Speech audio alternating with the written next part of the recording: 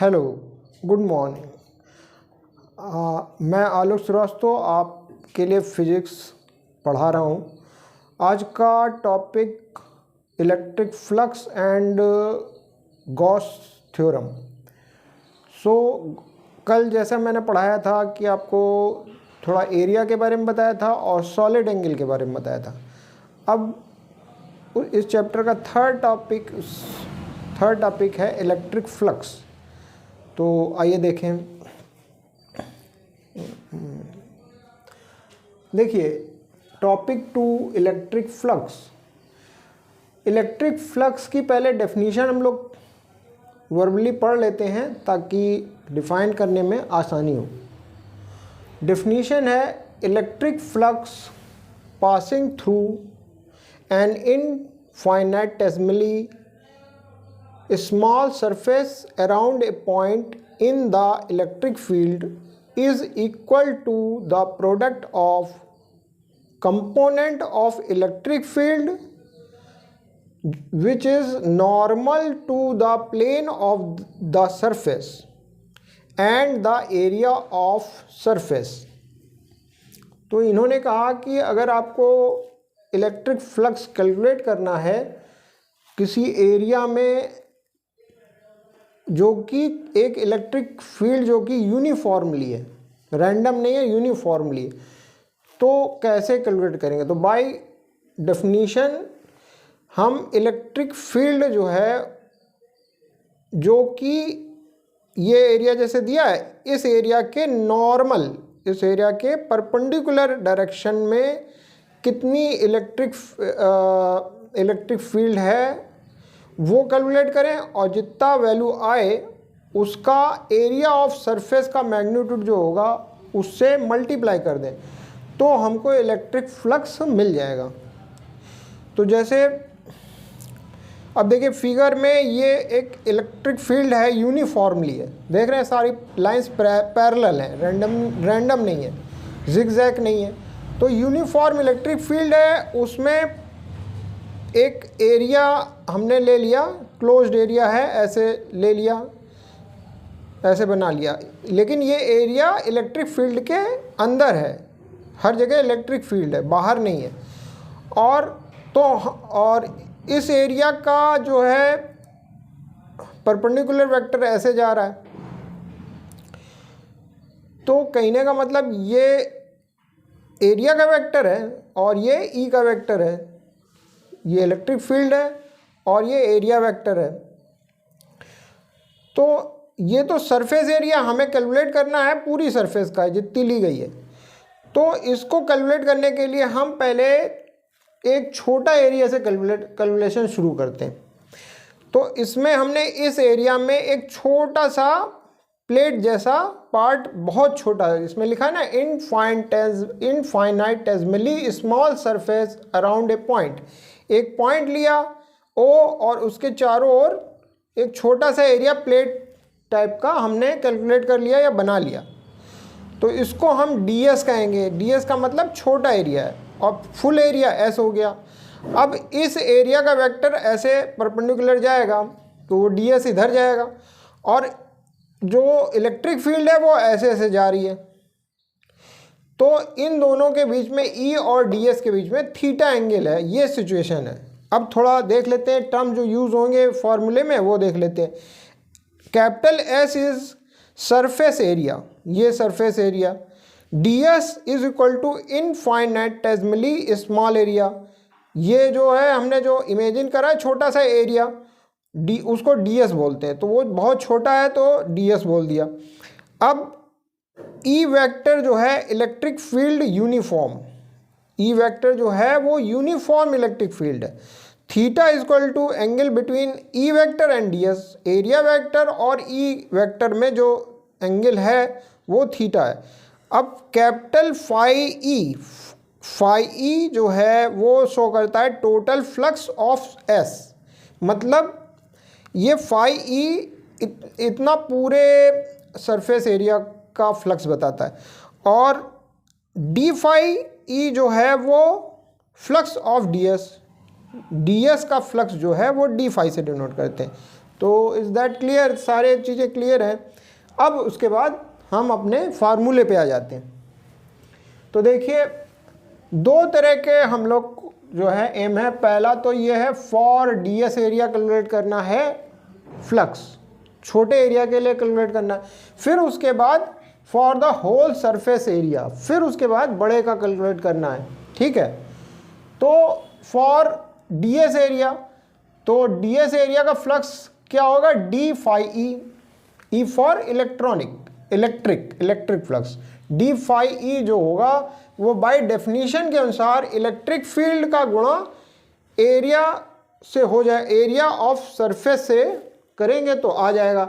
लेकिन इसमें कंडीशन लगी है कि electric field normal to the plane होना चाहिए ऑफ द सरफेस। ठीक है, तो अब इस डेफिनेशन को यहां से क्लियर कर लेते हैं। जैसे ये ओ पॉइंट है यहां पर, तो ई वेक्टर ऐसे जा रहा है और एरिया वेक्टर ऐसे जा रहा है और उन दोनों के बीच का एंगल थीटा है। तो ये कह रहे हैं कि normal to the plane of the surface, तो ई जो है वो डीएस वेक्टर के नहीं, वो कह रहे हैं normal to the plane of the surface.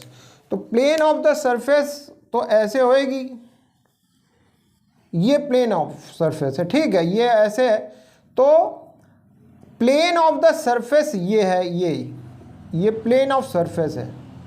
तो इसके नॉर्मल हमको निकालना है, मतलब कि हमको कौन सा निकालना है? ये देखिए, ये एंगल 90 है, इससे मतलब नहीं है, ई तो अपनी दिशा में जा रहा है। तो इस प्लेट के यहाँ पर ये 90 डिग्री एंगल ऐसे, मतलब इस प्लेट के लंबवत दिशा में, मतलब कि एरिया वेक्टर के अलोंग लेना हमको। हम लोग को भ्रम हो जाता है कि जैसे यहाँ भ्रम होता है कि डीएस के परपेंडिकुलर लेना है, डीएस के परपेंडिकुलर नहीं लेना है। एरिया जो है, एरिया वेक्टर के परपेंडिकुलर नहीं लेना है, एरिया के परपेंडिकुलर लेना है।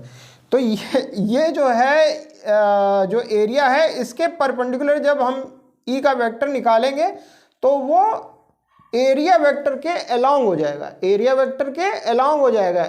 एरिया वेक्टर के परपेंडिकुलर नहीं लेना है, एरिया के परपेंडिकुलर लेना है, जो कि एरिया की डायरेक्शन है। एरिया की डायरेक्शन क्या होती है? कल बताया था हमने कि वो 90 डिग्री पे एरिया के 90 डिग्री पे जो दिशा होती है वो होती है एरिया वेक्टर। तो ये जो ई का हम कंपोनेंट ले रहे हैं वो एरिया वेक्टर के अलोंग ले रहे हैं। किसके अलोंग ले रहे हैं? एरिया वेक्टर के अलोंग ले रहे हैं। और परपेंडिकुलर किसके है? वो एरिया के परपेंडिकुलर है, इस प्लेन के परपेंडिकुलर है। ठीक है, यही कंफ्यूजन है। ठीक है, तो अब क्लियर हो गया होगा। तो अब हमने ये डेफिनेशन लिखी, d phi is equal to component of E normal to ds, normal to ds. अब देखिए यहां फिर फर्स्ट है, तो ये नॉर्मल टू एरिया लिख दीजिए, नॉर्मल टू एरिया। तो नॉर्मल टू एरिया ले रहे हैं, तो ये ई वेक्टर का कंपोनेंट नॉर्मल टू एरिया, ये वाला एरिया है, इसके यहाँ ई कॉस थीटा है, तो इसका कंपोनेंट इधर क्या आ जाएगा? एरिया के परपेंडिकुलर वेक्टर जो होगा ई कॉस थीटा होगा, तो इसकी वैल्यू हो गई E cos theta into ds. ठीक है, तो d phi E equal to क्या हो जाएगा? E ds into cos theta. ठीक, तो अब यहां तक हमारी डेफिनेशन आ गई। ये डेफिनेशन आ गई वैल्यू की कि स्मॉल एरिया जो है हमने कैलकुलेट कर लिया, d phi E equal to E into d s into cos theta. अब इसको वेक्टर फॉर्म में लाते हैं, तो डी फाई इक्वल टू हमने लिखा E vector into d S, और वेक्टर फॉर्म में लिखा, बीच में डॉट लगा दिया, तो ऐसा हमने क्यों करा? ऐसा इसलिए करा कि ds और e वेक्टर है, लेकिन यहाँ पर फार्मूला आया हमारा e into d S cos theta.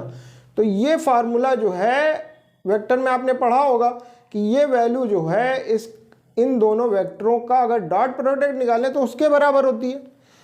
तो यहाँ से हमने एडजस्ट कर लिया, हमने देखा कि ये तो वैल्यू ई वेक्टर और डी एस वेक्टर के डॉट प्रोडक्ट के बराबर है, तो हमको इस फॉर्म में लिखने की छूट मिल गई।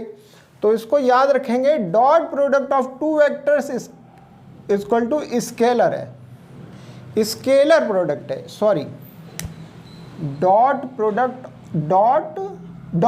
और स्केलर ही बोलते हैं। तो जब वेक्टर का डॉट प्रोडक्ट है तो वेक्टर का डॉट प्रोडक्ट हमेशा स्केलर होता है। तो फाई ई क्या हो गई, स्केलर क्वांटिटी हो गई, फाई ई स्केलर हो गई। तो ये कौन सी है, ये स्केलर क्वांटिटी है, स्केलर क्वांटिटी है, स्केलर क्वांटिटी है, ये स्केलर क्वांटिटी है, फाई ई स्केलर क्वांटिटी। आपको ये डेफिनेशन याद रखनी है, ये फॉर्म याद रखना है। अब ये था हमारा फॉर डीएस एरिया। अब हम डीएस जब हमने निकाल लिया तो अब हम होल सरफेस का फाई निकालने जा रहे हैं, इस पूरी सरफेस का निकालेंगे। तो अब इसमें पहली बात ध्यान रखनी है कि हम क्या करेंगे, दोनों जगह इंटीग्रेशन लगा देंगे, दोनों जगह इंटीग्रेशन लगा देंगे। तो इंटीग्रल ऑफ होल सरफेस या ओवर सरफेस इक्वल टू हो जाएगा E vector dot D S vector. और इसका वैल्यू क्या आएगी, जब आपको फार्मूले में दिया होगा, जब आप सवाल कर रहे होंगे तो जब ये लिखेंगे तो कोई इक्वेशन डी एस की आएगी, तो उसको जब कैलकुलेट करेंगे तो ये मान इस तरह से आएगा, E into S into cos theta. तो इसमें क्या होता है कि अगर ये चीज़, इस फार्मूले को याद करने के बाद ये चीज़ याद रखिएगा, ये वाली चीज़ जो है याद रखिएगा, इससे सिंपल से आपको याद रहेगा। क्योंकि यहाँ तक तो हो गया, एडवांस हो गया, लेकिन अपना सिंपल ध्यान रखना कि इसकी वैल्यू क्या होगी, E into S into cos theta. ठीक, तो ये दोनों फॉर स्मॉल एरिया और फॉर द होल एरिया हो गए।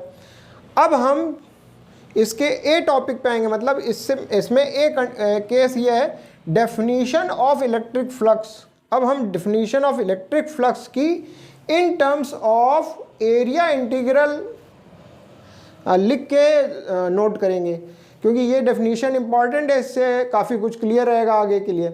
तो जब आपसे पूछा जाए एरिया इंटीग्रल के टर्म्स में इलेक्ट्रिक फ्लक्स की डेफिनीशन दीजिए, तो वो हम बता रहे हैं। तो देखिए, electric flux associated with a surface is equal to the area integral of electric field for that surface। तो हम क्या करने जा रहे हैं, इलेक्ट्रिक फ्लक्स को in terms of area integral define कर रहे हैं। तो इलेक्ट्रिक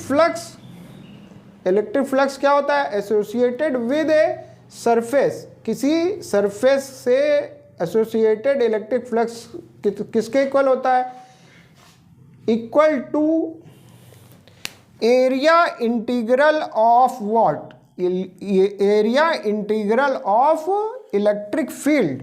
इलेक्ट्रिक फील्ड का एरिया इंटीग्रल निकालते हैं फॉर दैट सरफेस, उस सरफेस का के इक्वल हो जाता है। तो electric flux associated with a surface is equal to area integral of electric field for that surface. तो area integral of electric field निकालते हैं, उसका मतलब क्या होता है, अभी तो डेफिनेशन हमने 2 बार पढ़ी तो लैंग्वेज सही हो गई। अब उसके बाद फार्मूले के रूप में देखते हैं। तो फार्मूले के रूप में phi is equal to area integral of, इसमें क्या क्या शामिल है, ये शामिल है, ये शामिल है। किसका एरिया इंटीग्रल निकालना है, ई का निकालना है, ठीक है ना। तो डेफिनेशन में जो लिखा उसी हिसाब से हम लोग चलेंगे।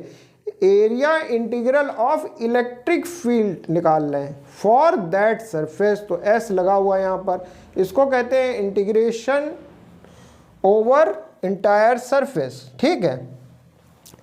अब उसके बाद ये टॉपिक यहाँ तक हो गया, अभी बी टॉपिक अभी पढ़ाएंगे आपको।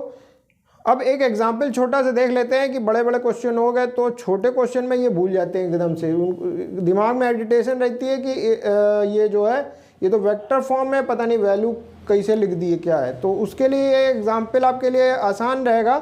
देखिए, एक रेक्टेंगुलर एरिया है यूनिफॉर्म इलेक्ट्रिक फील्ड में, और ई की डायरेक्शन इस तरह से है, मतलब एरिया से थोड़ा टिल्ट है थीटा डिग्री पे, और इस प्लेन का के परपेंडिकुलर एरिया वेक्टर ऐसे जा रहा है एस, और एस और ई में थीटा डिग्री का एंगल है, ये इलेक्ट्रिक फील्ड है, ये एरिया वेक्टर है। तो इसकी वैल्यू कैसे निकालेंगे, phi is equal to vector E dot vector S. ठीक है, ये देखिए यहाँ आए थे ये, तो इंटीग्रेशन का बॉल नहीं लेंगे, इंटीग्रेशन की तो हमें याद रखनी है, लेकिन सिंपल क्वेश्चन आ जाए तो उसमें हौज पौज ना हो, इसलिए ये हमने बताया। तो area vector E dot vector S की वैल्यू क्या लिखेंगे, ई की वैल्यू एस की वैल्यू और दोनों के बीच के एंगल का गुणा कर देंगे कॉस थीटा। तो ये चीज़ याद रखेंगे। तो आप आई होप आपको समझ में आया होगा कि इलेक्ट्रिक फ्लक्स